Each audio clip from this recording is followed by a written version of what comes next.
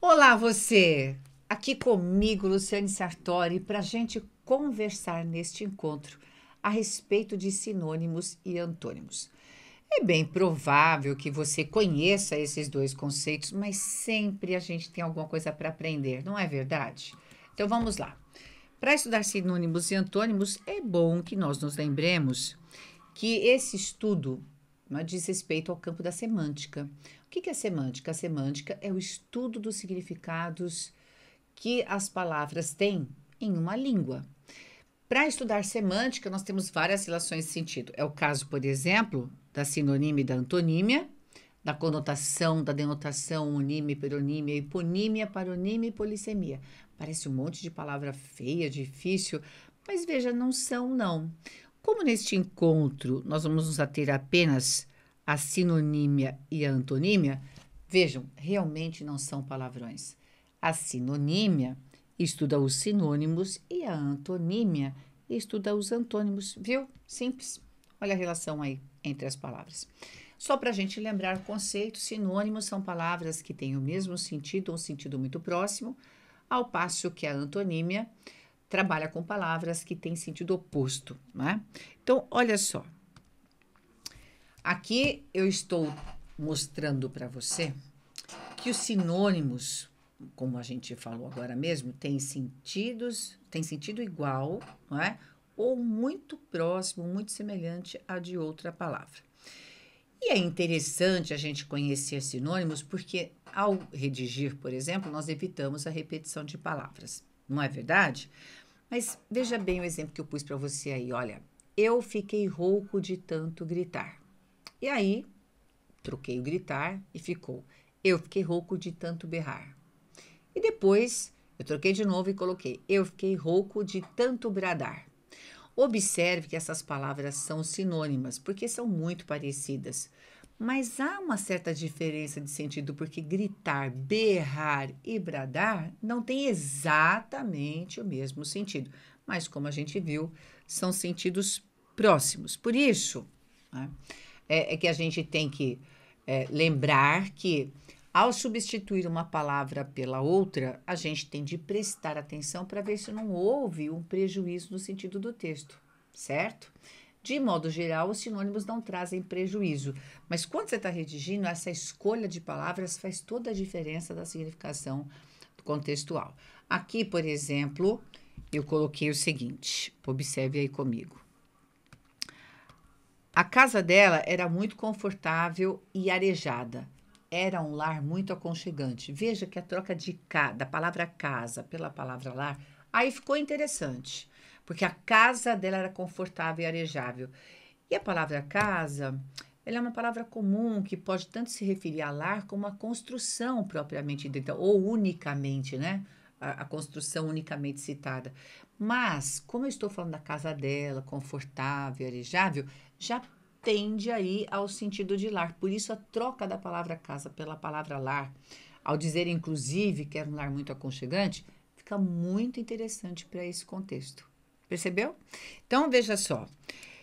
A gente tem, por conta dessas relações que falamos agora, sinônimos chamados perfeitos como sinônimos chamados imperfeitos. Os perfeitos são aqueles que têm significado igual, como é o caso, por exemplo, de léxico e vocabulário, alfabeto e abecedário, após e depois, morrer e falecer, apesar de muitos gramáticos defenderem a ideia de que não existem sinônimos absolutamente perfeitos.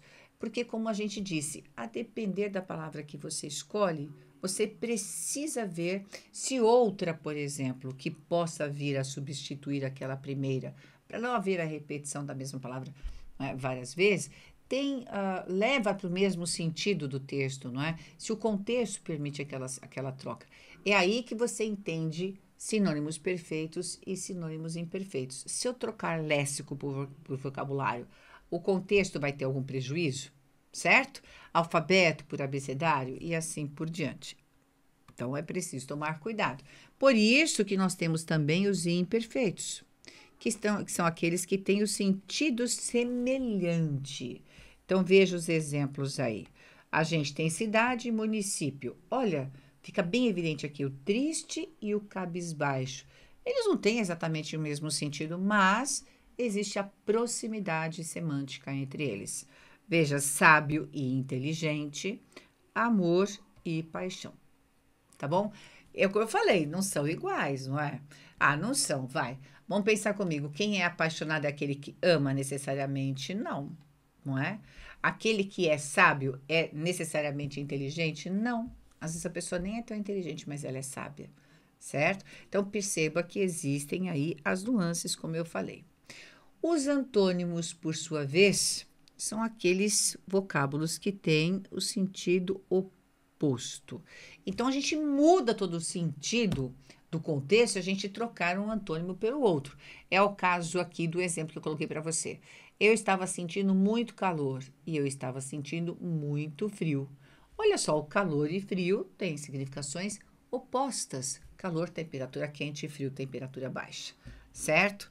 É isso. Bom, muito bem. Então, a gente muda completamente o sentido. E nós temos o seguinte, uma subdivisão também para antônimos. Do mesmo jeito que você tem sinônimos perfeitos e imperfeitos, a gente vai encontrar antônimos binários ou também chamados complementares, que são aqueles que têm sentidos opostos, que se contradizem entre si. Por isso, eu escrevi para você que a afirmação de um gera a negação do outro. É o caso, por exemplo, de igual e diferente. São exatamente opostos, né? O visível e o invisível, o barulhento e o silencioso, o racional e o irracional, certo? Agora veja, também existem os antônimos chamados inversos. Isso às vezes pode pegar você na prova, né? Por quê? Porque o sentido de oposição se dá por meio de pontos de vista diferentes. Observe, a gente tem aqui uma relação de oposição o pai e o filho, trocam-se os papéis, não é? Dentro e fora, inferior, superior. Então, são os pontos de vistas, não é, que vão mudar aí. A gente também tem os gradativos, como você está vendo aqui, que são aqueles que têm o sentido oposto, mas dentro de uma escala, certo? Então, sempre você vai ter aquela ação, esse aqui é um pouco mais, esse aqui é um pouco menos, por exemplo. É o caso de claro e de escuro. Ó, claro e escuro. Aquilo é claro, mas se a gente for pensando aos poucos, aquilo que é claro pode se tornar escuro, percebe? Por que eu falei aos poucos? Para você entender por que os antônimos, neste caso, são chamados gradativos, certo? A gente tem o vazio e o cheio, então a garrafa está vazia, mas eu vou botando água e gradativamente ela fica cheia, entendeu? Aí a gente tem o alto e o baixo, o gordo e o magro, o quente e o frio. Sempre um vai atenuando o sentido do outro ou, não é, fortalecendo, tá bom? Agora, a gente não pode esquecer da significação contextual das palavras. O que significa isso?